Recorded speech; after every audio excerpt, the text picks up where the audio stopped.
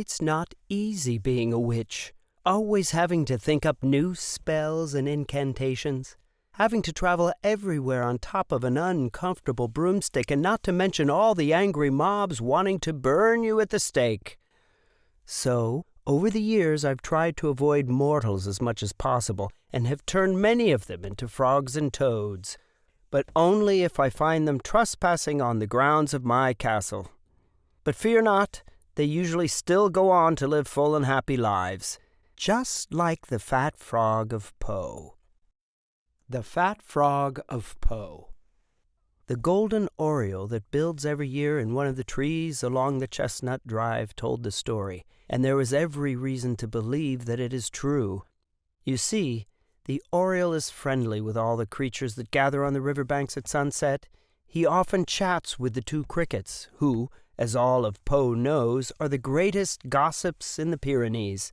Besides, it was he who sang the wedding march the day Mademoiselle Snail was married, because the thrush was suffering from a severe cold. Moreover, he often sees the fat frog in his comfortable, damp corner, close to the new fountain at the Villa Bergère. And he knows the frog stays there, not because he is heartbroken, as so many people seem to think, but because... Wait. This is the Oriole's tale. When Loti, the black ox who belongs to old Pierre the woodchopper, came down to the riverbank to graze that evening, there was no one to be seen anywhere. This had never happened before, and Loti, who is of a very sociable nature, felt very much disappointed. He switched his tail, whoosh, whoosh, pretending that there was a fly bothering him. Then he put his head on one side to listen. Presently, he heard a great stirring among the rushes, and soon the fat frog, who was always an important person in Poe, came puffing into view. Close behind him followed Mademoiselle Snail, a good deal out of breath with the exertion of keeping up with the frog. She usually moved slowly, both because she was of a timid, cautious nature, and because it was necessary for her to carry her house with her wherever she went.